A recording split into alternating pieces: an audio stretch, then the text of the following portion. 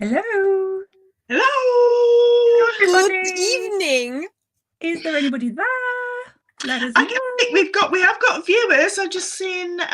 Ooh. Give us Get yourself down in the chat. That's it. Give us a little follow and Hello, a like. Jan. We've got Jan. Hello, Jan. Lovely. Jan, I will get back to you about what you messaged me about. Hi, Sandra. Yeah, Jan. I have got a spare one. Jan asked for something, so yeah. Hi, Gillian. Oh gosh, there's lots of you coming in now. How are you? Don't forget, if you're watching and you can share, sharing is caring, isn't it, ladies? Sharing is caring. Can you share from YouTube? You can share from YouTube, yeah. You can share to your own page. You can share to most of it. Yeah, you can share to WhatsApp. Maybe somebody would like to share it into the I.C.E social. Ooh, into I.C.E social. If anybody can do that, that'd be great. Jem, I didn't show you this. Look, Jem. Oh. Look what's up there. Look. Other way. Look other at way. That. Is it not there? 3D. Go point the other way. That way. Yep. Oh, is it up there? Yes. Yeah. Oh, is my thing's, is it flipped? I think you might be flipped. I think it might be flipped. I think you flipped. Yeah, so that is the QR code for our Facebook group. Yeah. So you can screenshot it and then just, if you screenshot it and then go to your camera, press on it and it'll say open link. That's so cool. Yeah, you can do that if you haven't got a spare phone. Hello, everybody. We've got lots more. Oh, lots and lots more people in now. Look, I'm just going to take that down because I can't see how many people we've got. And we love people. We do love people. We do love having you here. So how's everybody coming and hanging out with us? How are you all? Where's everybody watching from? UK, abroad, America? Let's see who wins the furthest away. Who's the furthest away? If we said that we were like, let's just say from the middle of England, who's going to be the furthest away? And what time is it? So it's 2 o'clock on the eastern seaboard in the afternoon. That much I know. No. How do you know? I know, it's just really random that you know these things. It's not, it's just Lorraine's in the kitchen. Pot kettle on, Lorraine. Box that's got like all the different world times on. Yeah. No, but I fancy one. There's literally nowhere in here for it. I mean, look at the state of it. It's rammed. So have you ladies had a good day? Yes. Yes, I have. Yeah. I did a little bit of a battle yesterday with some seed beads, but that rectified itself today. So today's been better than yesterday because I can't ever show you the message that I sent the ladies yesterday about what happened. It was in caps. It was in very shouty caps. Yeah. And we were very lucky that it wasn't a voice note. Yeah, that could have been a bit longer. Oh, yesterday tested my patience. Yeah. Oh, let's have a look where we've got some people. Sandy is in Utah. Oh, amazing! We've got North London. Oh, we've got Washington as well. New Mexico. Wow. Hi, Malcolm. Yes, hi, Malcolm. Francis in North Yorkshire. North Yorkshire. Yorkshire. Sorry. Anybody from Devon? Is there anybody watching from Devon? Oh gosh, we've got Arizona. Mississippi. So can we now have a temperature report as well, please? Because we'd like a temperature report as well. I am blue fingertips today. Have you been cold today? Oh my gosh. Cold. Oh, it's been gorgeous here. It's been sunny, but it's just so chilly. Oh my gosh, so Oh cold. no, I've been roasting, and I did take my HRT as well, so it wasn't that. I didn't forget it today, so I know that it wasn't that. When you get a tropical moment. Yes. I have totally tropical moments, and then I think that I'm like nowhere near the UK, that I'm in somewhere very, very hot. Mississippi, 90 degrees. That is warm. Now, what's that in? What's 90 degrees in Celsius? Like is it about 30? In its 30s. Yeah. You don't just halve it, do you? Halve it and take a bit off. Divide 2 point something and then minus 32, or it's just maths, love. And that's a better way. Jan says she has power surges. That's I like that, Jan. I like the power surges. Yeah. We like well, we don't like the power surges, but I like the terminology. Oh, Malcolm, am I watching from? Oh, are you in St Austell? Nice. Oh. Sharon says it's in the 80s there. Keep looking at houses down in Devon, Dorset, Cornwall, and the New Forest. Come and live with us here. Come and live down in Devon. It's like it's amazing. Although I did read a very nasty report about Ilfracombe, and I was like, how dare you about our lovely Ilfracombe? It said it was like Chernobyl. I was like, no, it's not. It's absolutely beautiful. Yeah, there is a few like boarded up shops, but there is everywhere now, isn't there? There is everywhere. Yeah. I've never been to Chernobyl. I don't know. Maybe I'll like Chernobyl. We should all move down there, actually.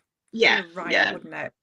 I think amazing. Honestly, just so lovely to go. If anybody lives by the beach, just to say, do you fancy an ice cream on the beach? And you just 5 minutes, you're there. Yeah. It is lovely. Where I live, living the life. As inland as you can get. It's so far from, in the UK.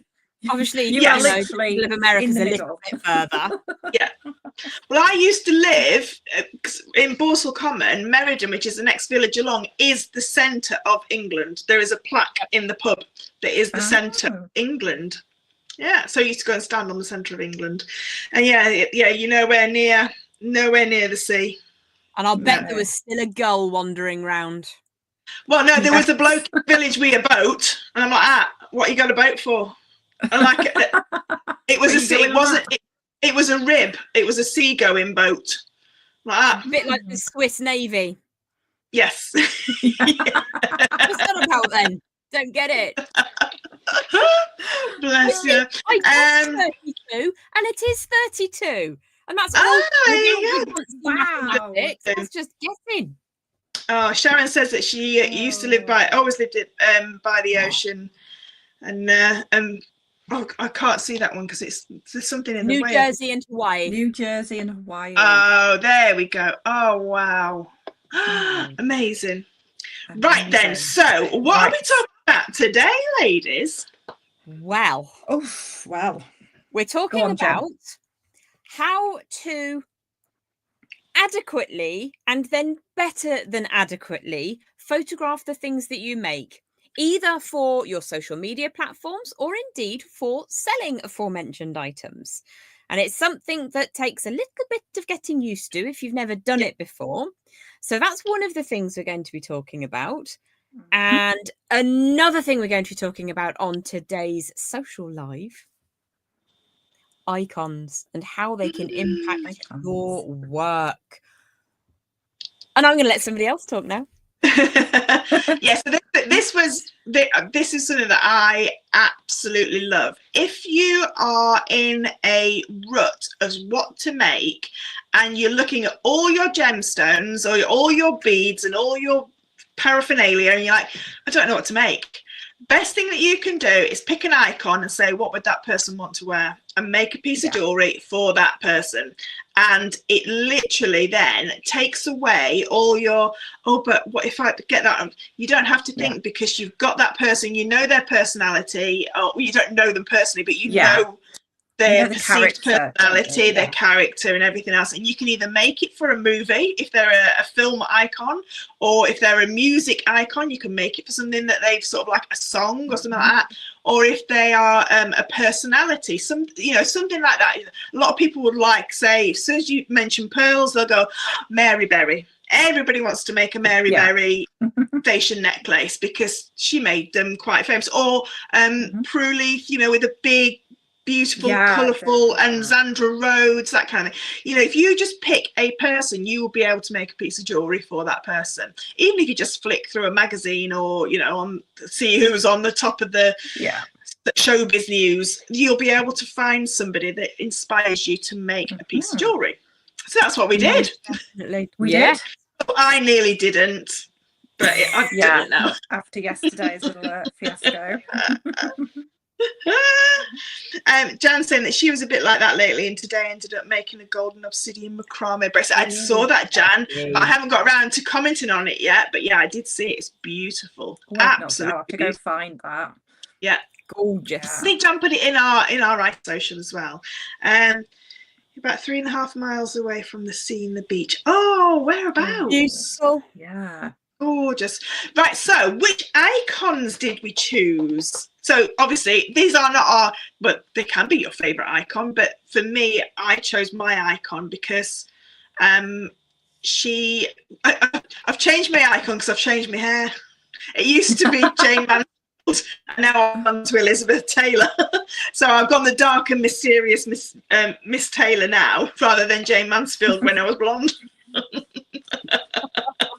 So that's, but you do all know that I am the goddess, Greek goddess, sort of like queen. So yeah, Cleopatra is one of my favourite Liz Taylor films. So that's where it all sort of like Have you ever seen a 1950s film and the actress's name has just popped out of my head, but it's just called She?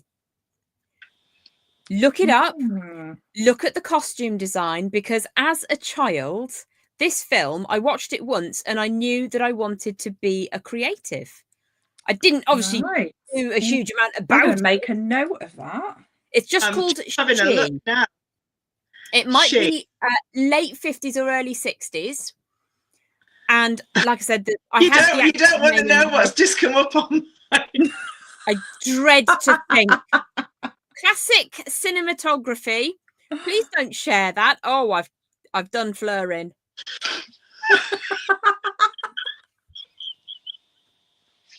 Excellent. We've lost Fleur. Oh, you've ruined your search history now. Okay. So apparently when you put she in, it tells you all about shiwis. Who knew? Who knew? Not iconographic. It's not the 1984 she. No. There's a 1984 she. Classic. I'm having a look. 1965. That might be else seen that. Yes, that's it. Yeah. Oh, who's that lovely lady? Oh, is that? That's not. I cannot for the life of me remember her name now, and I knew it earlier.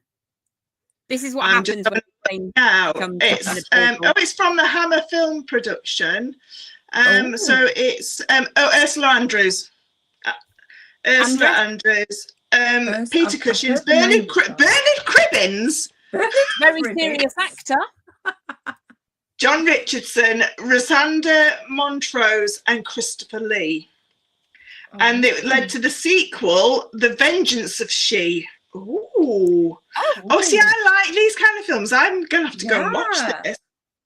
Because Ursula Andress, she is in Clash of the Titans. She is Aphrodite in Clash of the Titans, in the 80s Clash of the Titans. But more importantly, she was the first Bond girl. Honey Child Rider in Doctor No. Yes, she was. Yeah. And wasn't she in Troy as well? Sorry, what now? She was in Troy as well. So I'm pretty sure Ursula Andrews plays Brad Pitt's mum in Troy, the film. Yes. I'm pretty sure that she plays in Troy. Her singing voice was dubbed in Doctor No. Jan says she was recently in Corrie. Sorry, what now? Jan says she was recently in Corrie. Was she? Ursula Andress. Wow. No way.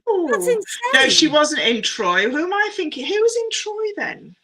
I do remember her, the woman from Troy, but I don't know who it is. Oh, because she was only in it fleetingly. There is a film She in 1935 starring Randall Scott. Oh my gosh, that is going back in time. Yeah. Wow. Let me see if I can. Julie Christie played his mum. Oh, she was a huge thespian. Very serious actress. Yeah. So I'm going to go and watch that film. Yeah. I had in my head, as soon as I saw it, she looks like Bridget Bardot. She was, I think the story is a little bit sad. Right. But the costume design was so inspirational that it's just stayed with me all these years. It's a long time since I was a little girl, so. Yeah. Wow. It must be some film though to make that bigger impact on you, that you know it stays with you and it's something that you always go back to. Definitely. I would have been about 6 or something silly when I saw it. Repeated on a Saturday afternoon in the rain.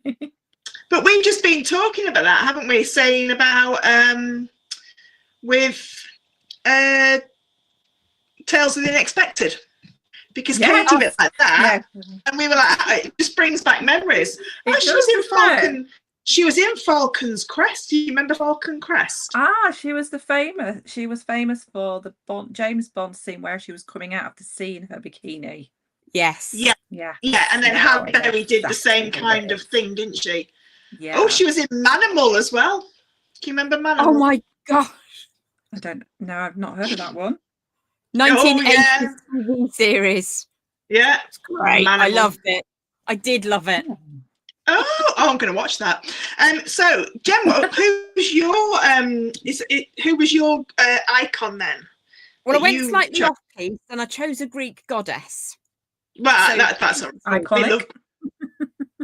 Hecate is my icon for today's show, and she's often associated with keys and doorways. So she's the goddess of liminal spaces in between. So she hovers between the land of the living and the land of the not living. She hovers between darkness and light. She's also the one who's frequently represented with triple moon aspects. So you get maiden, mother and crone, which I feel like all three of those regularly. So she resonates very strongly with me. I went crone. Definitely a crone. And then I gamble around like a little lammy and feel like a maiden again. So, you know, I don't gamble. That's just rot.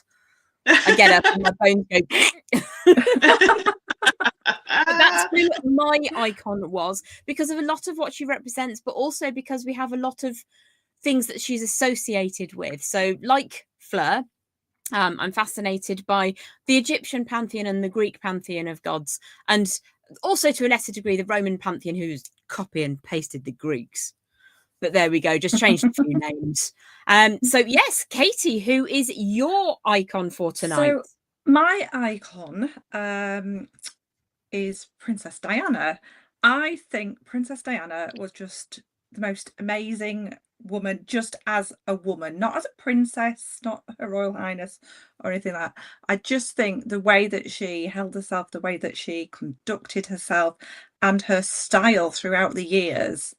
You know, it started off sort of, what was it, in the sort of early 80s when it was all kind of flowy and she was young and she was that kind of school teacher vibe to her, the nursery teacher, and then she kind of evolved and then she broke the rules, and I love that she broke the rules.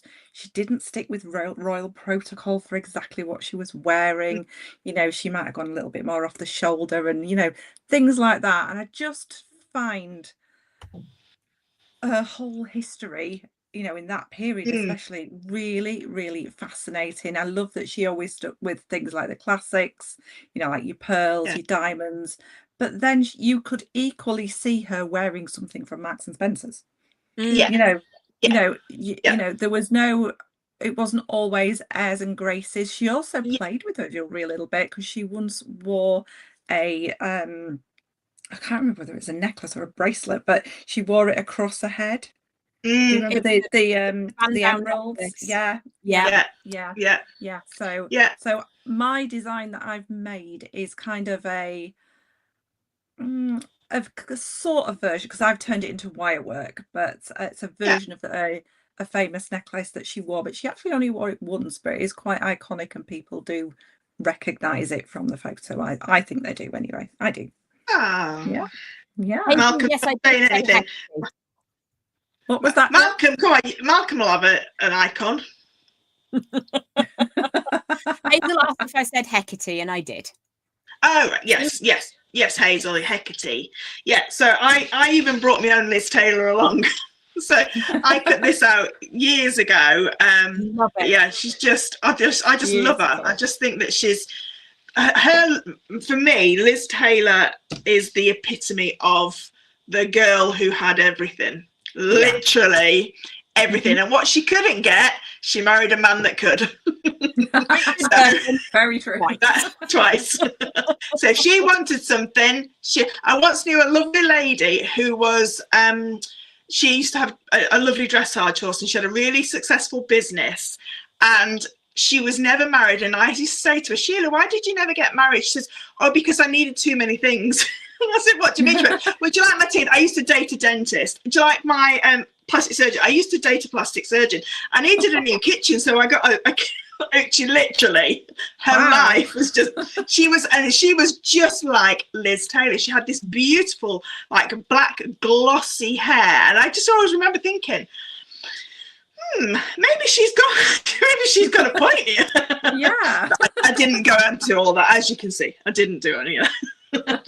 So, shall we show the jewellery that we've made? So, Jem, should we start with you, love? Sure. So I've got it prepped on a bus, but I'm going to flip it down onto the other camera so that you can see it. Like, let me just switcheroo. I'm just going to bring. Oh, is that gonna? No. Ooh. Let me.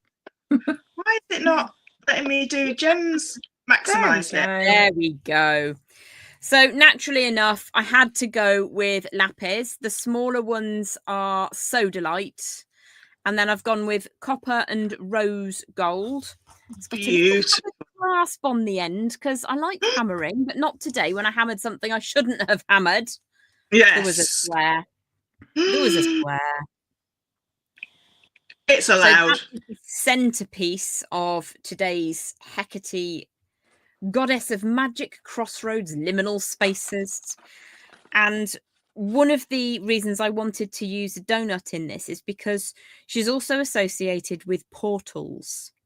And I can't think of any other piece of jewelry a piece of material for making jewelry that is more representative of a portal than a donut or a Taurus bead. So I wanted to kind of bring the shape that you also see this in Egyptian goddess Hathor. The cow goddess, also Nut, goddess of the sky, had very similar horns, and it was an upturned moon. So I've tried to kind of infuse various different flavours, but I just had a lot of fun with it, if I'm honest. And it's absolutely beautiful. Oh, thanks, love. It is absolutely stunning. Thanks, guys. Yes, again, it was one of those things where I wasn't really sure what I was going to do until I picked up a hammer and some wire and just kind of smashed my finger, actually, just there. And then I got over myself a little bit and made this. So I really enjoyed the process because there's something a little bit more there to direct you. I did do a sketch, which is horrible. I'm no artist, and it doesn't really look like that, but I think there's enough similarity to kind of work on it. Well, it doesn't matter. You don't have to do rendered drawings of pieces of jewellery. No. You know, as long as you just got a plan, and you can read your plan, it doesn't matter what it looks like. Nobody's going to see the plan unless you show it on YouTube. Yeah, exactly. There it is. I almost never, it's 1% of the time I'll sketch. Most of the time, I don't sketch very often. Yeah, it's just the way it goes. But yes, that is my Hecate necklace. Beautiful. Katie, do you want to show? Yeah, I'm just going to swap my camera over. Yeah, I'll just leave Jem's camera there then till I see yours. There we go. Oh, now I don't know how to thingy, do I? Hold on. Oh, now what am I doing you. now? That's me. Right. There we go. I don't know how to do what I've just done for Gem, though. How do I? I don't know. Oh, hang on a minute. Oh, I've got it. There we go. There we go. So I have got a couple of other pieces which I thought represented the sparkle and glamour of Princess Diana. But this is my version. It is not exact, so please don't be like, oh, that bit's not right. It's not exact because I had to transfer it into wire. But this is the Swan Lake piece of jewelry. So the necklace, there were earrings. These are not representative of the earrings at all, but it's got these beautiful marquee shapes, and then it was all encrusted in absolutely beautiful diamonds. I've actually just used fire polished beads for this, which are AB coated, really, really pretty. And the original had actual pearl drops. These are ovals, but I just thought the iridescence of them was really, it fit well with the AB, and I've just popped it together in a style of the necklace that was worn. So the original necklace was created by Gerard.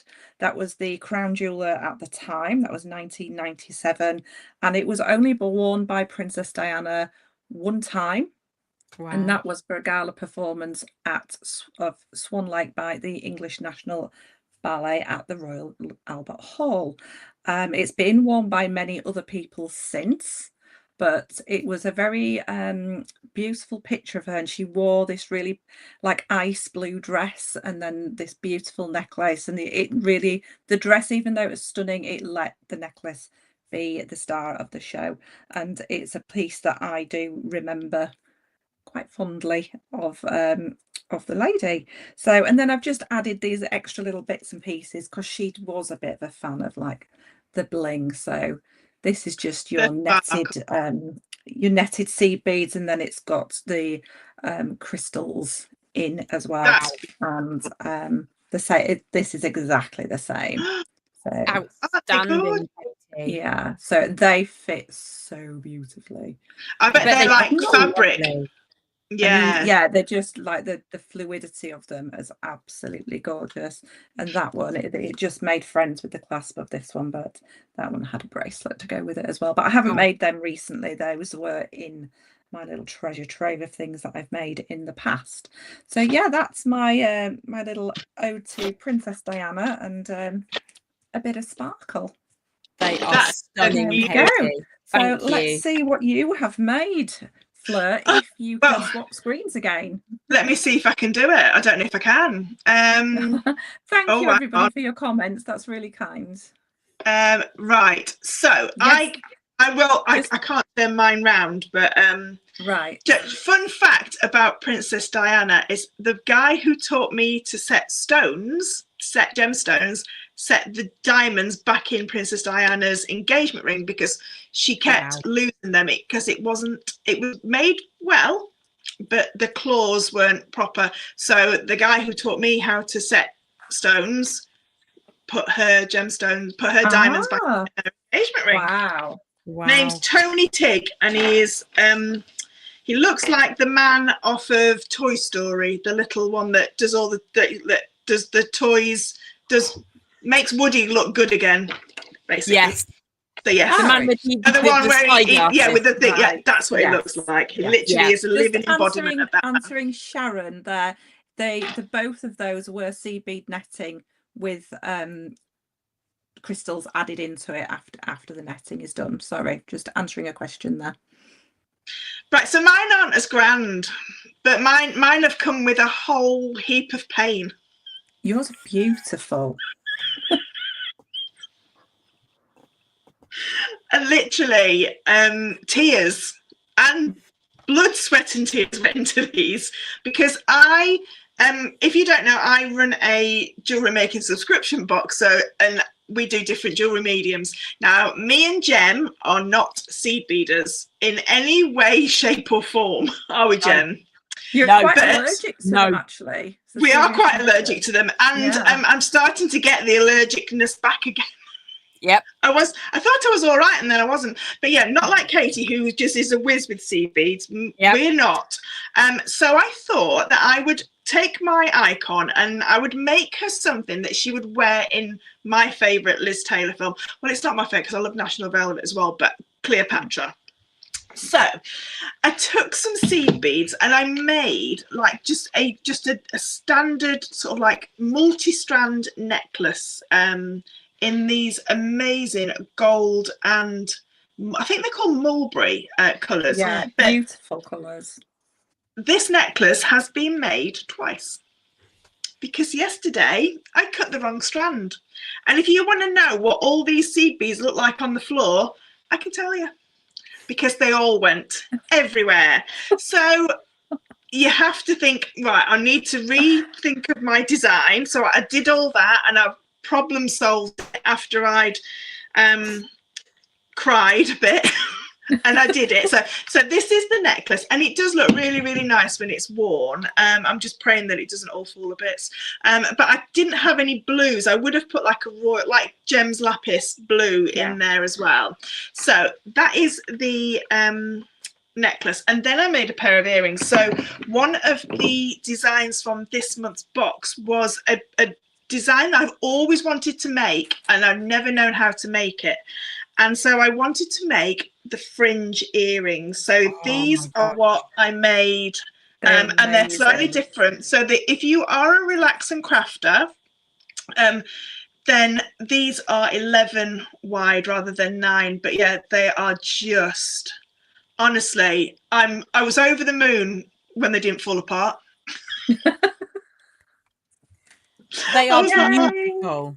They are beautiful. They are just stunning. But I just thought that would be something that and if you remember, some of her costumes in there were a little bit scantily clad, but she didn't always wear the great big collar necklaces, which are like, I mean, I've got a chainmail one here. So these are the kind of things that I love making, these big collars. But I didn't want to be I didn't want to just think, oh, well, you've seen these kind of things before. It looks like a bra. It's not a bra. It's a necklace. Just thinking. But yeah, so these are the kind of things that I would normally make, but I wanted to challenge myself. And also, if you were on the Relax and Craft with me yesterday, you'll know my ulterior motive is that I'm going to Paris at the end of November, and I had a lovely pair of trousers and a top. So I thought, do you know what? I'm going to kill more than 2 birds with 1 stone. I'm going to make something that I can wear, and I'm just praying that in a minute they don't just all let go. I don't think they will. I think they'll be fine. They won't. They're absolutely beautiful. But yeah, so that's what I made. That's what I made. So yeah, I pushed myself out of my comfort zone and cried. I only stabbed my finger once. But there was a little bit of a payment to the seed bead god. Obviously, it worked because the necklace is still holding up. Yeah. So, okay, you have inspired me to have another look at the earring design. I'm going to give it a go. I'm going to find the seed bead. You made your earrings as well, which you're going to be.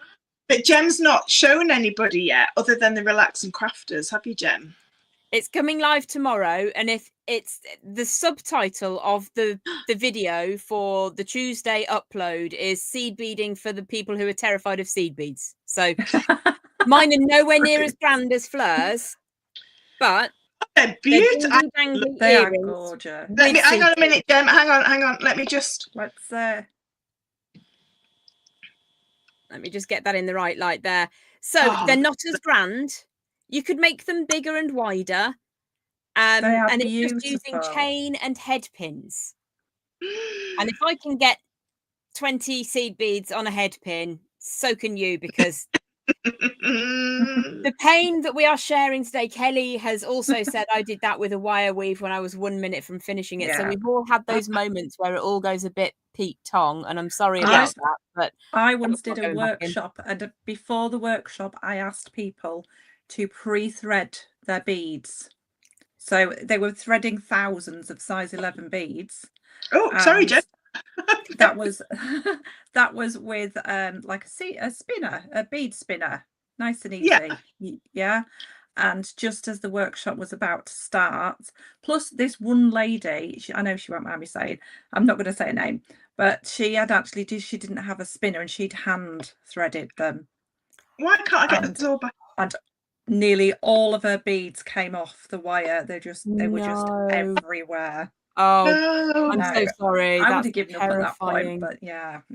Oh, I'd have just cried and just I'd have just I'll watch the recording. I'll come back tomorrow after several pints. Fleur, can you just answer Sharon's question? Is Relax and Craft on YouTube, Facebook, or something else? It's everywhere, isn't it? It's everywhere. We're everywhere.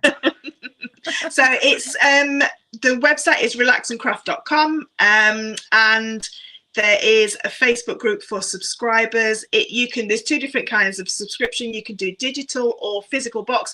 And this wonderful lady who is front and center at the minute is next month's designer. So if you love Gem's designs, then Gem has designed. Maybe she'll just give a quick. Oh, I've just seen them and I'm a little bit jealous. I want this box. Why wasn't this my box? This box is Katie, you'll be getting the box. I will, and I'm going to make some of your designs. I am going to show a little tiny bit of the bracelet because I'm not really supposed to show overly much, but there's a little bit of whoop.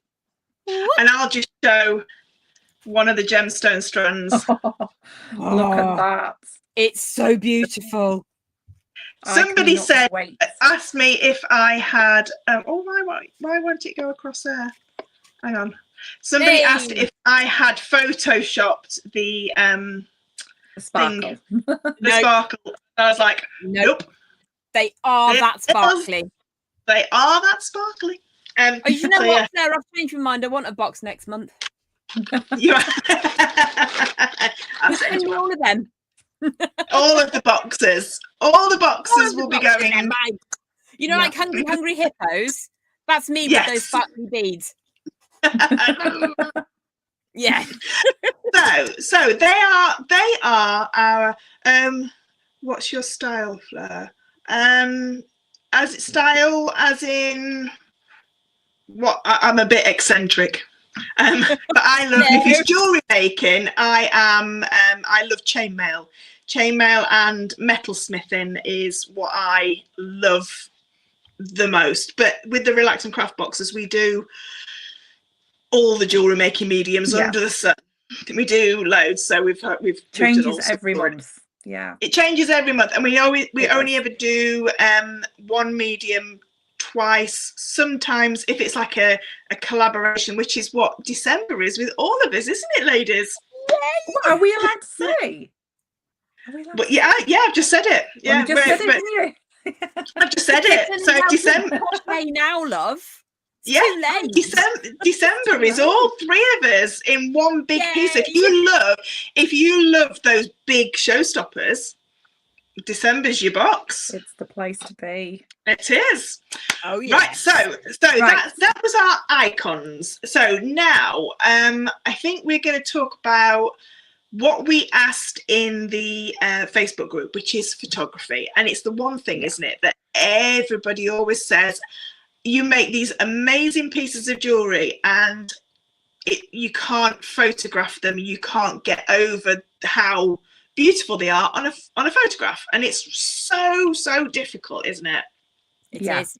Very, very difficult. Getting all the ingredients right at the right time to take your photograph.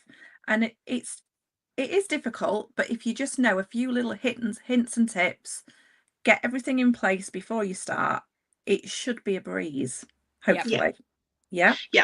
So you don't need lots and lots of high-tech equipment. I mean, I have a camera here, but I've had that camera for 6 years, and it's not an all singing, all dancing one. It's literally just a DSLR camera. But your phone is probably, whichever phone you have, has probably got a really, really great camera already on it. But it's how you take the photos, isn't it, Jem? And it's not just the taking a photo. Sorry, Jem. No, you're absolutely No, fine. I no, think it's the no, it's question not. is I'll to just both say of it's us. not just the taking the photo; it's everything else. But you tell us. Yeah, so I mean, you have to think about your background. For me, if you've got a busy design on a busy background, you've lost the battle from the get-go. So it took me quite a while to find a background that I was happy with, that has texture but isn't too exciting. Like, my office is really, really exciting. I can lose myself in here. It's great. Nobody needs to see me. But if my background was as busy as this, the jewelry would be lost. So for me, that is like the number one thing. Second to that, you really need to think about lighting. So in the summertime, I will run up the garden if the sun pops out from behind the clouds, using a diffused daylight through some trees that I'm lucky enough to have in the garden. You really can't beat it, but you can replicate it, which Fleur, I'm trying to poke her in the armpit there, is going to tell us a bit more about now. So when you're taking your photos, at the minute I've got 4 lights looking at me. Now all 3 of us have worked on TV, and at any time there is about 50 lights on us on TV. So you get the truest amount of balance of light, but it's all down to something called white balance. Okay, so when we've had lots of people saying, I can't take my photos. When I take my photos, the silver looks grey or the gemstones don't look the same. Now, what happens with light is you flood the light into a piece of jewelry or whatever. If you've got 2 or 3 different light sources all in the same one, they all fight against each other. It's something called a Kelvin scale. I don't know if you know. So you get like amber light up to blue light, and then if you think of it like that, so natural daylight is about 400, and then you've got the blue light, which is 5,600. So if you've got a light with those things on it, you know, the little turning up dials, then that's what that is. But Jem was just saying about a diffuser. Now, for me, the one piece of equipment that I use more than anything, it's this. It's a reflector, okay? So we'll talk about how to like set up your photographs and everything else in a minute. But this little gadget here has got, if you take that off, can you see that you've got this diffused thing? So everybody says that when we asked the question, and Jem's just said that she runs up the garden and takes photo through the trees so it diffuses it, and people say, oh yeah, but I get loads of reflections and I get like not the true colors. This is going to be your best friend, because that, taking the photo this side of it, obviously the light gets diffused, but it's a lot more easier than that, isn't it? Sorry, I just got invaded by my dogs. Who's that one? So, they're both here. They're identical anyway. They are. They're absolutely gorgeous. Right. Down in a second. Honey and Maple. Now, I took some photos to show you. Ladies, you all right if I just put my camera? I don't know. Is it that way around? Yes. So this is a picture that I took in just normal daylight, okay? And then this is what I edited it to. So you can see, oh, there we go. So we've got the original. Why is it being like this? There we go. So you've got an original picture, which looks absolutely fine, but to me, it looks a little bit bleak out. And that was because I put so much light onto it that it couldn't sort of like see what was happening. So the colours were all getting bleached out. And I'll show you quickly again the edited version of what it looks like. Now, when you're taking photos for social media or anything else like that, a lot of people consume websites, social media on their phones. Now, me and Jem had a little conversation, didn't we, Jem, about when you edit photos and that, and turn it all up. Jem said, turn it all up really, really high. That you can turn everything up really high when you're editing, but the problem with that is then sometimes if you're looking at something that's on a computer, the computer won't see it because the light balance is all wrong. Yeah. So what I'm going to do is, I don't know if I'll be able to do it on this because it's so easy to show you, but I don't know if it'll be able to show you. So can you two just chat about the compositions and things like that, and I'll just take my camera off and see if I can get it to point downwards, and I'll be able to show you easier how to take a photo. 1 second. Right, I'm just going to stop my camera. So go on. Talking initially about backgrounds, having a nice background that isn't too distracting is a really great place to start. And if you were to just have a sheet of white paper and nothing else, there are circumstances in which that can actually work, and I encourage you, we all encourage you to just try different things, different setups. Fleur, could you just mute yourself for a second? Oh, why am I? Is it making a horrible noise? It's pretty horrific, yeah. Oh, sorry. It was great. Adding a little bit of texture and changing the layers at which things are perceived can make it a bit more visually stimulating. Yeah. So definitely. when you look at a piece of fine art that was painted in the last 600 years, you'll see there are points of interest, and it's often referred to as the golden triangle. So you have these 3 points of interest that lead the eye to the thing you really want them to look at, and whether that's a lady's naked bottom in certain types of art, it could be almost anything. But adding that texture and adding layers really can enhance what your product looks like. Again, I will say that there are apps out there that will cut absolutely everything except your product, your jewelry, your craft, whatever it is you want to call it. So you can sometimes work with that. You can work with art. I've seen some beautiful photos. I think Zandra's with us tonight. And is it, Zandra, if you're still here, is it you that uses the AI background layering? And it looks fantastic. But there's really easy ways to add texture on your photographic setup. And it doesn't have to be at the garden. It doesn't have to be in your workroom. It doesn't have to be in your office.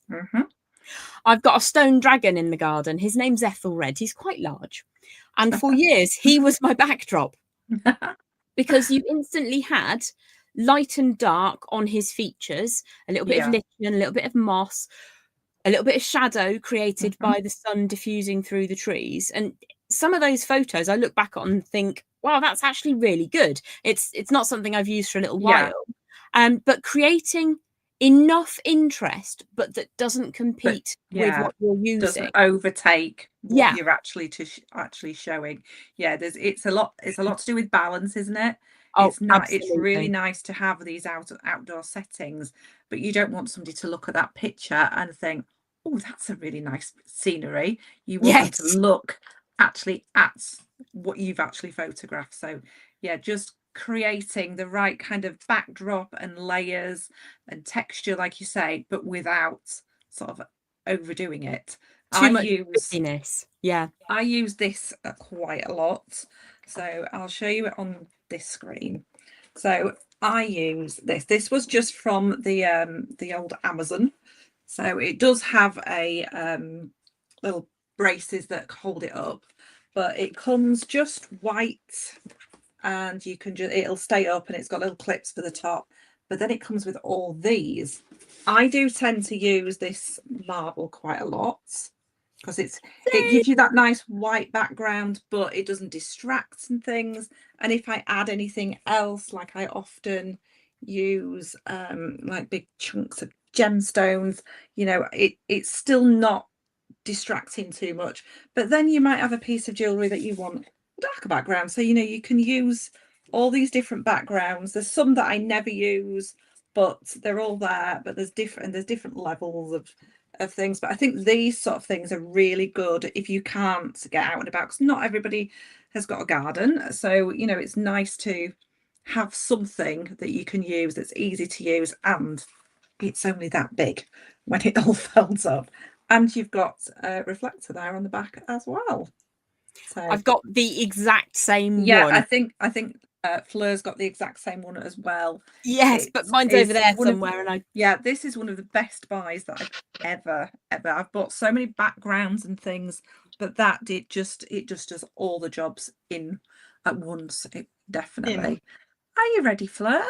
I'm ready, yeah. So I've got I'm going to show you on a phone. Now, there's a shadow above, so it's not going to be perfect, but you'll get the idea. Right, so the first thing, if you're going to be taking photos with your phone and you've got an iPhone or you've got an up-to-date Android phone, you'll see this RAW at the top. So when something is taken in RAW, it means that it can be edited in any photo sort of like editing suite, because RAW means that it doesn't put artificial lights or filters on your photo as you're taking them. So let me see. Oh, I've lost you, ladies. Hang on. That's all right. You're all right. There we go. I'm going to look on my phone and see if I've got that setting. You crack on, love. Yeah. So RAW is what you're looking for. Ooh, it's really difficult. I'm looking through a camera and a camera.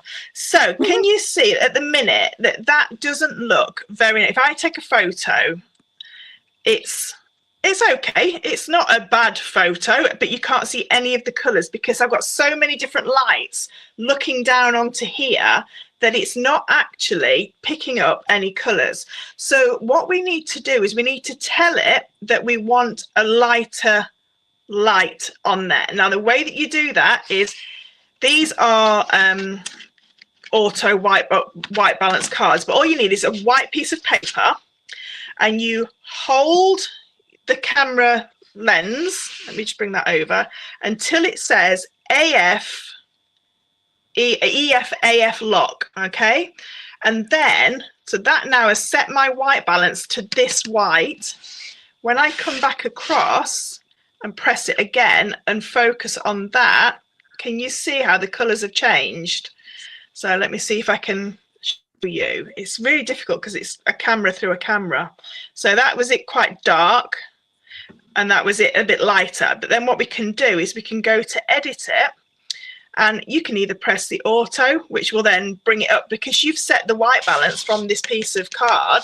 It then will be able to lighten it all the way up or all the way down. And if you want something a bit mean and moody, then you can go all the way down, but obviously it can go a little bit lighter. Now, Jem, have you got an Android phone? I have, yes. I'm just looking at the settings to see if I can get RAW because it's not a great phone.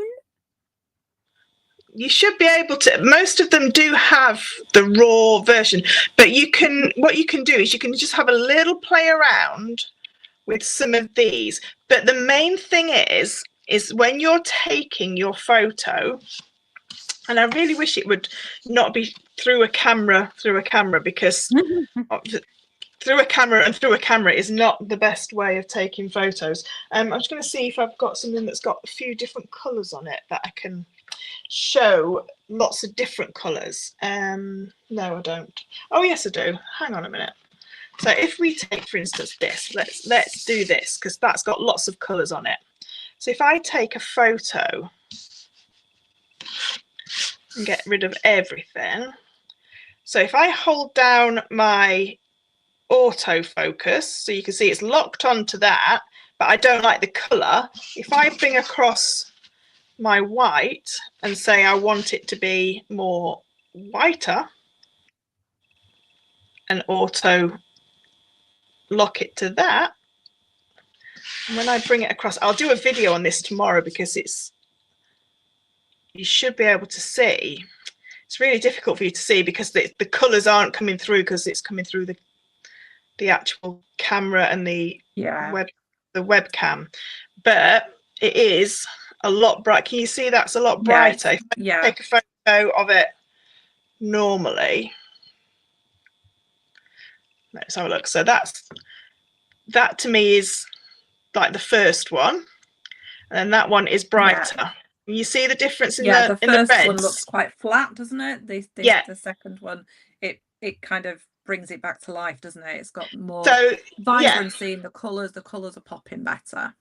A lot better. And if I just go to that one where so that's the one before, and then the after, you can see it's lightened it up. But it's one of those things, it's really difficult to show you on a flat image. It's better to show you on a video, but like on that same on the video that you're sort of like looking at, if you know what I mean, because it's just really difficult. But all you need are there's just a white piece of card for it to focus on something white, and then it won't bleach out any of your colors. But that then what happens when you're taking pictures of silver is the reflection of the silver picks up the gray, so your phone or your camera thinks that this is the natural color because that's the color of the silver.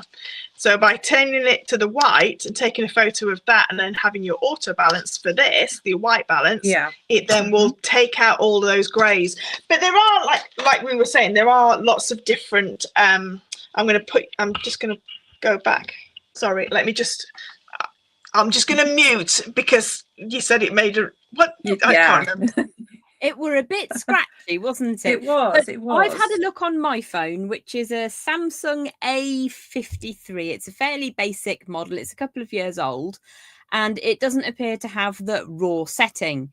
There may be an app that I can download to force it to do that, which is entirely feasible. If you can't get your phone to do a thing, you can often find a third-party software from a trusted source to help you achieve that thing. But I'm looking forward to seeing Fleur's video on how to do that properly, because I think that will really help, because I have got photos on my phone where I think that bronze is just a muddy brown colour. Yeah, it's the wrong bronze. That's not right.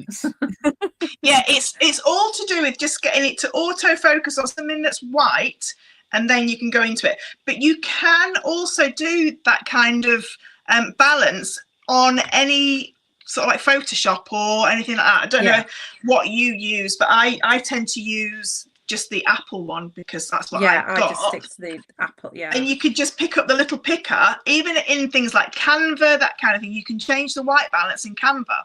So you'll if you just look at the colors and just get a little picker, pick something that's white, and then it will take all the rest of the colors to what your eye can see normally. But there is still times when you take 50 pictures and all of them are just like, oh I think especially when you with gemstones, sometimes they just don't want to play.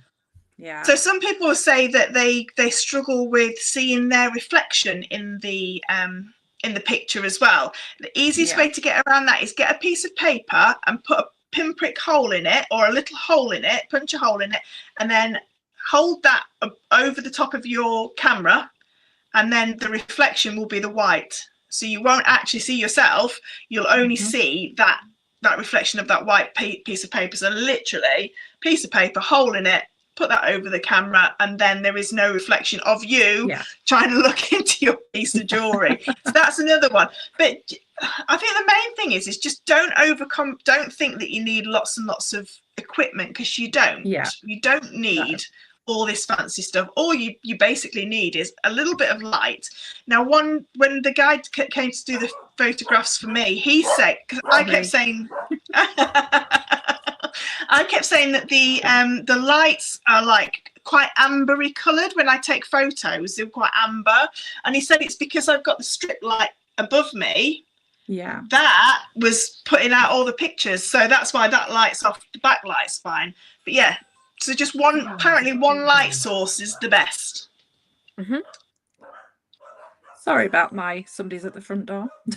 They've got to tell you, they wouldn't be doing I can't find the RAW on my phone. It's only a couple of months. Jill, what kind of phone is it? Is it a Samsung, or is it an Android or an Apple? Jill's is an Apple. Mine has it. So if you go to settings, camera, and it is in. If you go to your camera control,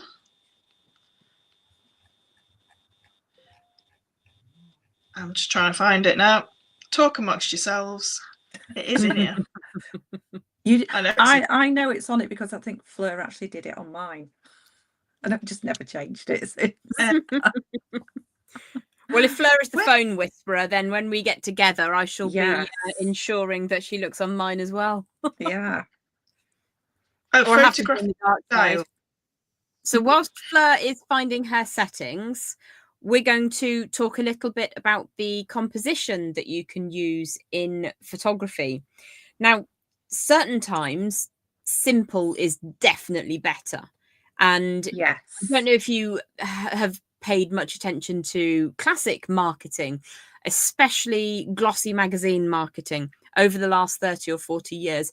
You'll often find that a satin or a silk piece of fabric that's rumpled, that's not a word, rumpled or pleated, is frequently used because you have light and dark on a same colour thing. It's giving you the texture, the light and the dark, and it's everything works together. It does, and it's really, really easy to do that. I mean, even if you've just got a really battered old pillowcase that's a white or an off-white, just allowing that to be spread out first and just gently reeving it up slightly will really give you a great place to start. One of the things that I am guilty of is going and collecting samples of wallpaper. Now, I do that. I don't get silly with it, but I started doing silver clay about 10, 11 years ago. And one of the things that you could use to texture your silver clay and probably other metal clays would be wallpaper samples. And I've got a handful. I've got maybe 4 or 5. I don't go in like thief or anything like that. Take the odd little sample, but if you see something that you really like that offers you a little bit of contrast but isn't busy, that's an amazing place to start. And you can use it in conjunction with the assembly that Katie was showing earlier. Definitely you could.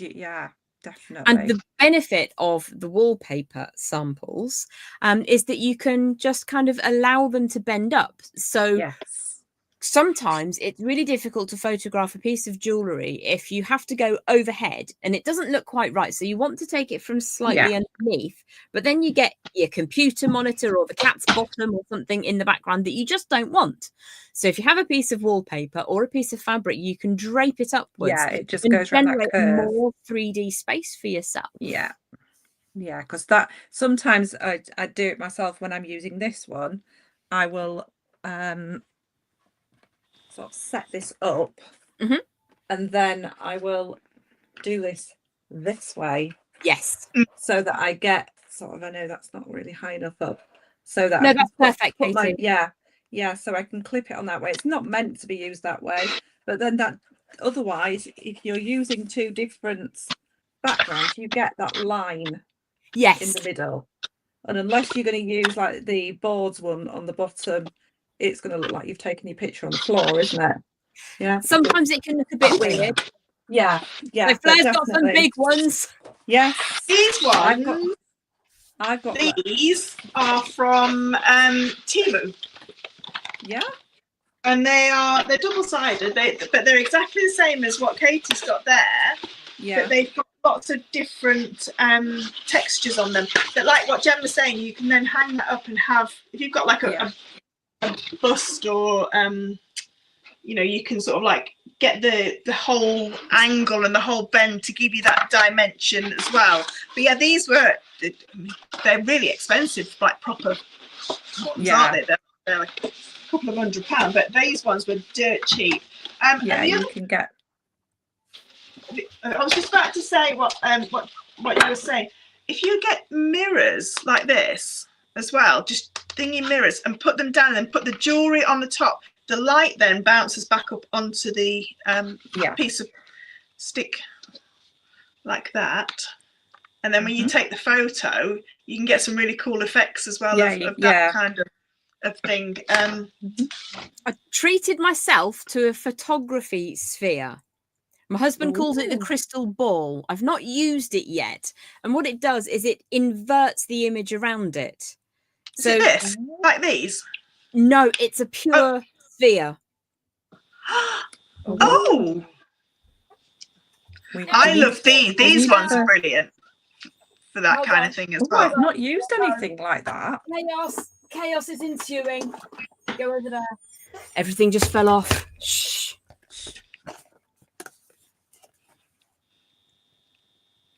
Ooh.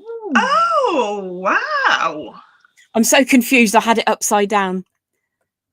So yes, So- it's just a pure glass, like a Ooh, leaded. I'm going to have to look beer. into this. What's it actually called? I'm going to write it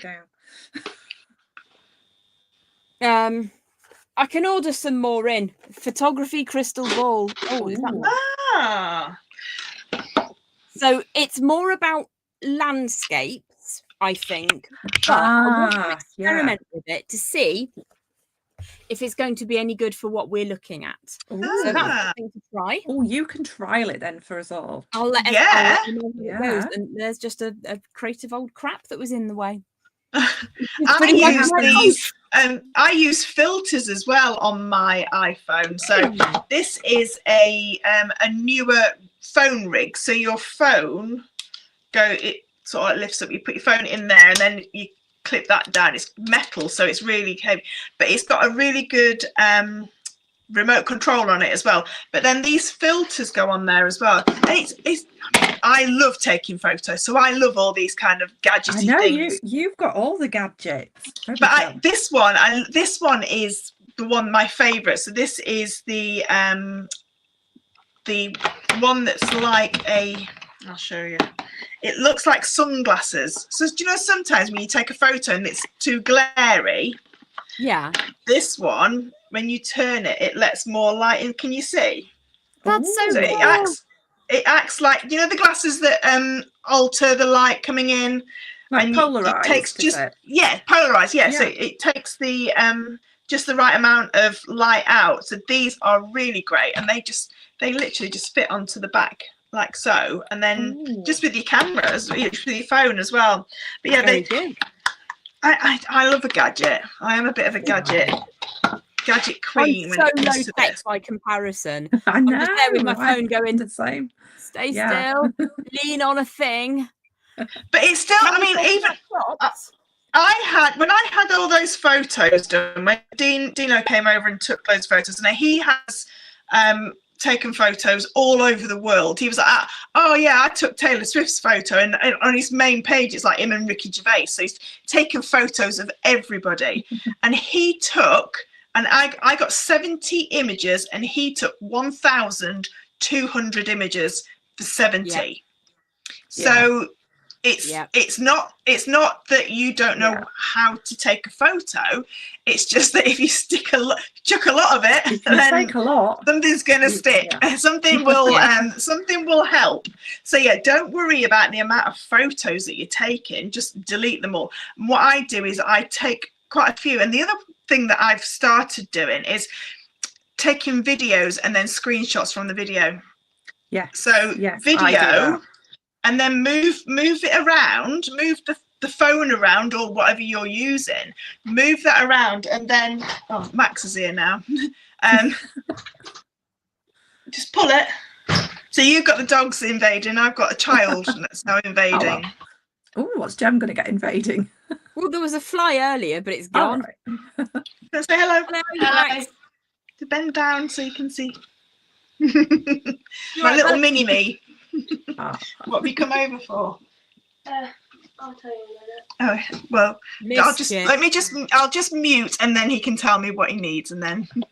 Right. Bless him. So one of the other things with photographing jewellery is that whilst a lot of jewellery is for all year round, sometimes it's seasonal, and sometimes we will want to. It's like I was working with mookaite, and I've lost it now. Mookaite, carnelian, and red jasper the other day, and it made me think just pure autumn thoughts. And I love the summer because I hurt less in the summer, and autumn brings a little bit more pain in all of the joints. However, it brings some of the most beautiful inspirational colours, and for me, that autumnal palette is huge.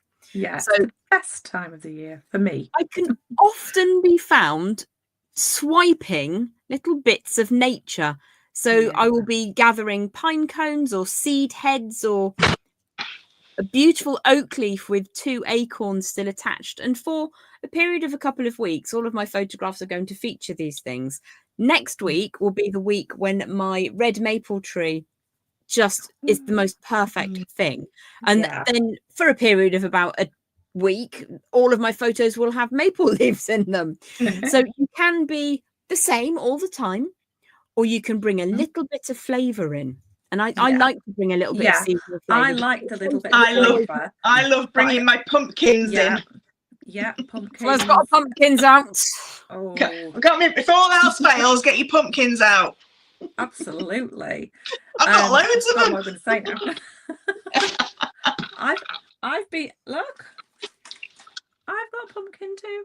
Ah, mine's in the car. Made by me, and I've made a big one as well. How did you make it? Crochet, little crochet pumpkin. Oh, so cool. That's gorgeous. So cool. And I've got these pumpkins. Oh, wow, that's sweet. That's I get chainmail ones.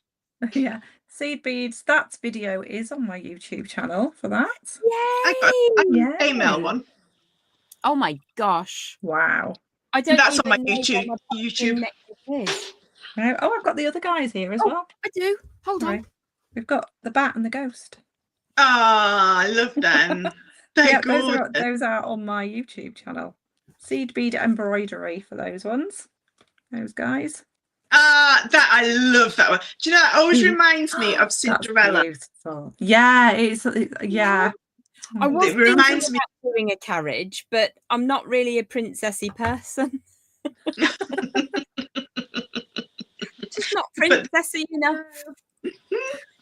Yeah, although we've gone like around lots of different things with photography, it's not a one size fits all, is it, ladies? No, it's not. There's different styles for different pieces of jewelry, but it is just trial and error, getting used to your and have a look at all the I did put all the settings down. So if you have an iPhone, it's settings, camera, format, and then you'll find the raw in there. And if you've got a bridge or a DSLR camera, then you just have to turn it on in the settings, the raw that's in there. And raw just literally means that it takes the photo exactly how it looks in the screen. That's all it means, and then you can edit it and do all sorts to it. And you don't need like expensive editing things as well. You don't need to buy Lightroom and Photoshop and all these. Whatever phone you've got will be perfect. They're amazing. The technology. The only thing that I would say as well is make sure you're taking your photos in the correct size for where you're posting them. So if you're posting onto social media, you need 9:16, 9, the 2 dots. What's the 2 dots? Colon? No.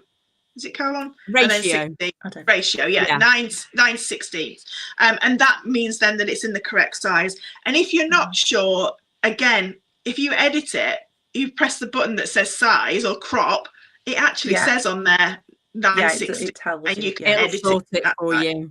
Yeah, so don't worry about that. But yeah, I saw a lovely piece of jewelry on a completely different Facebook page that somebody was taking, and they'd taken the photo and then Facebook had squished it, and you missed half of the beautiful piece of jewelry out. So yeah, just always have a look at what the ratio is. It's like when you're looking at a page that's got lots of memes on it and you can only see the top 2/3. Yeah. Well, what's the punchline then? Unbelievable. So if you were to only spend money on, we're just going to assume that you've got a phone with a camera on it, or you've got a camera. We've discussed that you can thriftily achieve certain bits and pieces through nature. Yep. You can go to your local hardware store and beg for a couple of sheets of samples for wallpaper. Let's just say that you're an interior decorator and you need a few samples. Yeah. So you've got backgrounds sorted. If you only had money for one thing, I would say a decent source of light. Yeah. So at the moment, I've got 4 lights on, and one of them is for me and 3 of them are for the board. So I get a little bit reflected because my boards down here is ivory and a little bit of shine. So that comes back up at me as well. The only one that was really expensive is the one on top of the monitor that covers everything. The rest of them are really inexpensive lights. Now, they may not be perfect. They're adequate. So you don't have to spend hundreds and hundreds and hundreds of pounds on a professional get-up. Talking of seasonal backdrops, and Fleur said I could do this bit. These are all from places like, oh, it's not Pond and Mill. What is it? Dunelm.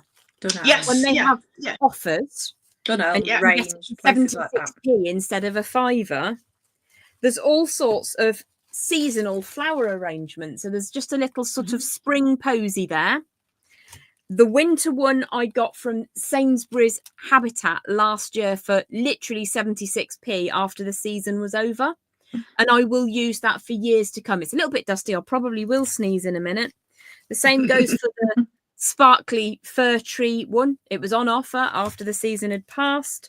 These are so cute. I love those for early summer. Really, really pretty. Yeah. And then I've just pushed the boat out and spent at least £3 on this from, I think I was at IKEA for some reason. I don't quite know why. I never go to IKEA. I really don't know why I was there. But anyway, it was about £3 and I really like it. And that will last for beautiful. Years. Yeah. I've got these. So I made a summer one. So this is my summer rig. And they're literally from Hobbycraft. I think these are like £4 or £5. And then just these are all plastic flowers. And I've got my posy of flowers, and that's my spring summer setup. And I've got the same for autumn winter. And I just put them in the background if I need it. I tend to just go with my gemstones, like big chunks of gemstone, just so that, and it's mainly so that I can do things like, rather than it's something just be laid flat, I can get it at a nice angle and it's got something to grip against. But, and again, you have a textural depth, don't you, there as well? And if you've only got that one light that we were saying, put it high so it goes down. And then I know one of the questions was that they get a lot of shadows. Shadows come from 2 directional light sources. So if you've only got 1 directional light source, as in like pull all the blinds down on your windows, put your light above, and you won't get then your shadows if you're taking photos from above. If you're taking photos from the side, put your light behind you so it's flooding that way, if that makes sense. And then you won't get the sort of like the shadows appearing. But you can take those out in editing as well, especially now. There's a clever little thing on like Canva and things like that where you can just erase. So you can go around and erase them out on that. And even just on the free version of Canva, there's so much stuff that it's amazing. So you can blur the background, that kind of thing. Jill says she objects to spending money that isn't on gemstones. It's true. It's true. I'm the same. I just gemstones only. But the other thing that I was quickly going to say is a little tripod really does help you with taking your photos. So if you just put your phone in a little tripod, even if it's sort of like there and then it's not shaky or anything like that. Most of them have got image stabilization on them now. But even if it's just a little bit shaky, you can still just take lots of photos, but it's just in its... I have my big tripod and then I've got this set up where I can take my flat low straight down, or I can take a slight angle that way. So just having that stability and being able to let go of the camera and move things, and then it's just literally the gentlest of taps and nothing's shaking, nothing's moving around. Makes perfect sense. So you don't have to invest huge sums of money to get reasonable photographs. And if you're like me, I don't get to go to the beach very often because I live kind of far away, but whenever I go, Pebble will come home. And rocks are great because they come in lots of different colours. And if you're selling gemstone jewellery or making to share on social media, because not everybody wants to sell, which is fine. What are you up to? I got my pebbles from the beach. you are. And I've got Sorry. a thing of sand as well that I use. Oh wow! I've got a little tub of sand, and I just sometimes put that in a little wooden tray. But I tend to just like walk around the house and think, oh, what would make it look nice, that kind of thing. Because if you're selling a piece of jewelry, then you want the jewelry to be the star of the show. If you're selling sort of like, I don't know, if you want somebody to say, oh, look how lovely it looks, or if it's an object that you've made, like a beautiful tree of life, you want it in a setting. So people can envisage it in their room. So everybody, I bet there's stuff in your house that you've got that you didn't even know. Even like the throw that you've just put out now because it's getting colder on your sofa, that just crumpled up a little bit, like Jem said, on the side. Yeah, texture, little bits of depth and sort of like, so it's not just a stock photo that's white, that's down, down on a piece of white paper. Although, honestly, play around, because just occasionally something really stark works and there's no logic behind it. So try it. As Fleur was saying, there were thousands of photos taken for 70 finished articles. I mean, that's the amount of effort we're supposed to put in. Yeah. Sometimes I'll admit I just go, yep. That's the thing. And some days, like you say, you'll turn into David Bailey and you're like that. And while you're in your David Bailey era, just take as many photos as you can. Go for it. That's the thing about doing the video, though, because if you do the video and you can just get that one screenshot of that correct angle that you've just got it, that you might never have got that. So definitely go for that little video thing. So the photos that I put up today on my Relax and Craft page, that is a screen grab from a video to get the sparkle of those gemstones. So obviously when you take a photo of sparkle, you won't get it all the time, but if you video and then just stop it exactly where you want. Just make sure that your video resolution is high enough so that you don't get that grainy sludge, which if your video resolution is set right down, you won't get a satisfactory moment.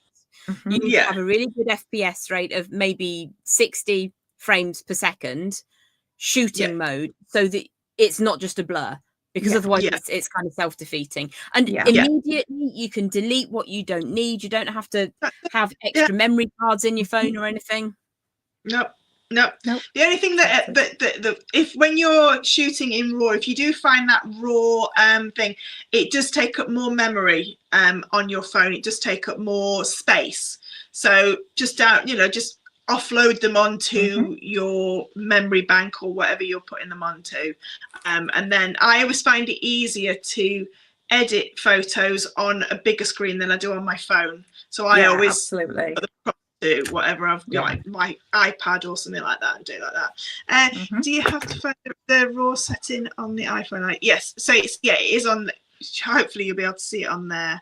Shotbox is great. Oh, what's that? Is that an app for editing, or is that one of the, the orange monkey? Beg your pardon? Have you not seen the orange monkey spheres? The and gem lights. No, it's not rude. It's not rude. It's like a big sphere with a turntable, and it's very expensive. But it's they're great sort of like photography things. But not even I can be tempted to purchase one because it is a lot of money. But the gem thing is really cool. The one that sparkles as it goes round, that's really cool. Yeah. Gem Tech, I think it's called. Yeah. Right. So I think we've been yakking for an hour and a half. We have. We always get here and we're like, shall we do a little roundup of what everybody's up to for the next month? Yes. Absolutely. Yeah. Go on then, Katie, you could go first. Oh fair enough. I'll go first. Right, I'm going to swap my camera because I've got a few workshops and I've actually got them here. So I'm just going to swap my camera just for a few seconds. I won't harp on for ages. There we go. So I have got coming up, hopefully, next week, I have this workshop. It's a little bit Halloweeny. It's got that cat on there. Aw. It's the Whispers of Bastet. So it's the Egyptian beautiful cat goddess. And I've got this little workshop coming up. That is next Saturday. This one is the following Saturday. They're all online workshops. This is just a really basic capture a cabochon. We'll pop a nice little simple bail on there and getting your cabochon in there. Beautiful. So, and then this is actually from last week. So this and these, I've started doing a mystery workshop on the last Friday of every month. So next month, so we won't be making this. This is what we made last week. Next month actually falls on Halloween. Now, we're not making a Halloween piece, but we are going to have a bit of a spooky evening and enjoy a Halloween evening together because it falls on the 31st. So that's what I've got coming up. And also, if anybody would like me to do this one, the Princess Diana necklace as a workshop, let me know. So that's me for the next month. Cool. Okay, Gemma, you let me switcheroo. I'd forgotten about that. Hold on. Dun dun dun. Let me just get the camera. It was very specific how I said the name of that one. So this one is coming up on the first Saturday in December. Autumn Dreams. I don't do workshops very frequently anymore, so that's my only one for the remainder of the year. Come next year, I'm going to be doing a sunflower-inspired piece, but for right now, that's, I think, is the 6th of December. I think it is, yes. And that is on sale this week until Saturday, so early doors on that one. Other projects, this is coming up on YouTube tomorrow night, and it is seed beading for the terminally afraid of seed beads. If you don't think you can manage anything too strenuous, that's an easy lift. I know Jill's already made that one. And just a couple of other pieces upcoming on YouTube. I've got my bicycle chain coming up in a couple of weeks. That's gorgeous. That's coming up in 2 sizes. That's lovely, isn't it? Look how it moves. That's really cool. I can't wait for that one. Absolutely adore that one. There is more coming up, but it's all been bagged up. So I've got double wave earrings coming up in a couple of weeks. Oh, that's gorgeous. Oh, there's more. Sorry about the rustling. Shh. Then I've got cabochon in. Oh, is that a ruby? Think you find it is. Is that an emerald? Think you find it is. Wow. Really super, unbelievably single wire for the frame. Fabulous. Single wire for the wrapping. Easy peasy. And then I've got my little ammonite, which I've been making for the last 15 years. Oh, cute. Ammonite. And there's more. They're coming out on YouTube. And I've got a back catalogue of Halloween-inspired designs, which are available on one of my playlists, so you can have a bit of a look at that as well if you fancy it. Fabulous. Next week, a week today, is my October live sale, 7 p.m. British time, 2 p.m. Eastern Standard, or whatever Eastern time is at the moment. That's live on my Facebook page, and I have got so much new stuff, it's embarrassing. Lots of gifting stuff. I'm starting gifting early, so we'll be looking at things, all kinds of crystals and beads. But yes, that's coming up next week. Brilliant. Fabulous. And what have you got going on, Fleur? So I have got a YouTube tutorial on, and I haven't got it with me. I've just been looking for it, but I can't find it. It's hanging up somewhere, but do you know when you just can't see it? The chainmail heart. So I've started a little series of help I can't do chainmail kits that I've bought from you in the past. So a lovely lady messaged me and said I can't do Vipera Bearus, and she was really struggling, so I did a video on it, and now she can do it. So it got me thinking, I'm going to be a chainmail superhero. So I put my knickers on the outside of my trousers, I stick my cape on, and I try and help with those weaves that people just really struggle with, that I've done that are just a PDF rather than a video. So I'm doing the chainmail heart, so a beautiful big, they're about this big. So a really nice decoration. Wow. So I've got that coming up on, that should be coming out on Thursday. I've got my Wednesday night live on YouTube and Facebook on Wednesday. Funnily enough, the name's in the title, Wednesday Night Live. I've struggled to do Wednesday night lives for so long, and then because everything just keeps getting in the way, but I'm back to them now. And then we've got the October Relax and Craft box coming out on the 10th of October with our lovely Gem. So Gem has got 2 brand new gemstone strands for that we've never done in a Relax and Craft box before. A cabochon, which is a very unusual shape cabochon, and another beautiful strand of gemstones. So there's 3 gemstone strands and a cabochon, and all the other wonderful things that go with it. So yeah, that's what I am up to. So there's a couple of spaces left on the subscription, and brilliantly, the US shipping is now back available. Thank you to the Royal Mail for sorting all that out for everybody. So yeah, so I do now, I think it's called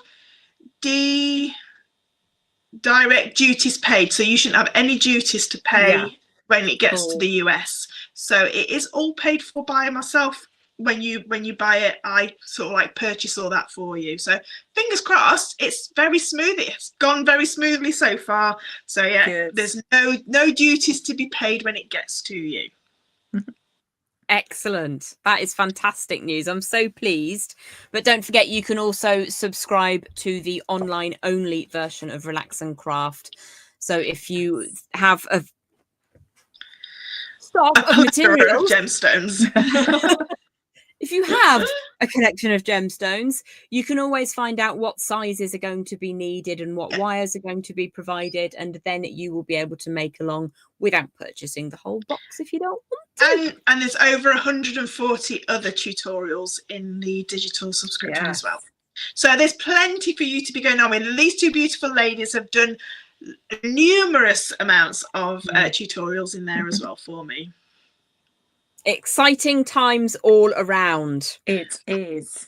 Definitely. Oh, and I've got the thing coming up as well. So I'm going to be doing a video on how to make the leather journals covers. Yeah. And don't forget, on my website, which you can find on my YouTube channel, the link to that, I'm now releasing a lot of my past tutorials from previous workshops, so my retired workshops. So now you can actually buy just the tutorial from previous workshops if you've missed anything. Amazing. So next month it's the 27th, but there may be an extra one, might there? Yeah. Kelly, it's £37.50 for the box and £15 for digital, plus if it's outside of the UK, shipping to the US is £15. If you're in the UK, then the shipping's free on the boxes. But yes, next month we may. Sorry, Kay's just asked, when do you need to order by? You need to order before midnight on the 10th. Yeah. The 10th. Cinderella Day. Yeah. So Cinderella. So I think the 10th of October, on the 11th, after 1 minute after into the 11th, it closes. So yeah, so if you can subscribe, if you subscribe today, then the money doesn't get taken out till the 10th anyway. So it's not like you do, unless you go digital, and then that's, but you can always message me, Kelly, if you want. Just make sure you're following all of us. And then if you see one of these lovely ladies, they've got affiliate links as well. So maybe one of them could put their affiliate links in their I.C.E social as well for you. So yes, so next month it's the 27th, but there may be an extra one as well. Yeah, it might happen. Might do. We'll tell you more then. We'll tell you more on the 27th. Yes, it's going to happen. So yeah, if you've got anything that you 27th. But if you have anything that you want to challenge us with or ask about, can then you just pop the QR code up quickly? Yes, I certainly can. Yeah, so if anybody is not a part of the iSocial group on Facebook, you can scan this QR code and you will find your way there. And we have a request for you as well. Whichever one of our YouTube platforms you have watched on today, please drop us a like and a subscription. But also, if you can visit the other ladies as well. So we've got Relax and Craft, which is Fleur, Katie Parker Jewellery, and then there's myself, Gem Hawkes. If you can give each of the videos a like, it really helps us to spread our wings on the YouTube algorithm, which can sometimes be a little bit itchy and hide us from people. So yes, and also do feel free to share the video and enjoy just hanging out with us on the I.C.E group. We really love to answer any questions that you have that are related to jewellery making, maybe, or if you fancy being a bit random, be a bit random. We might not answer if it's a bit rude then. And I will do the video of taking photos tomorrow, and then I'll upload it into the iSocial. Brilliant. Thank you, Fleur. Fabulous. Right then, we will be back. We will always be around. One of us is always around in the I.C.E group, unless it's 4 o'clock in the morning UK time, and then we might be sleeping. But if you have any bugbears or questions or challenges, do let us know. If there's anything you'd like us to focus on in future social lives, also let us know. Yeah. Yep. Whatever you need to know jewellery making. I don't know anything else apart from jewellery making. Even if it's not one of our mediums, we can find somebody that can answer the questions. I was going to say, we can find somebody. Yeah. Maybe one day we'll have a guest. Maybe one day we could invite guests on here as well. So I've been thinking about that. Yeah, anything you want to know, nice. even if you think, oh, it's not one of their mediums, let us know. You never know. All right then, ladies. Right, I shall. I'm going to try and end it. I think there's a video that plays at the end now, but I don't know. So let's see. I'm going to press the button and see. But thank you ever so much, everybody, for joining us. We really appreciate it. Thank you.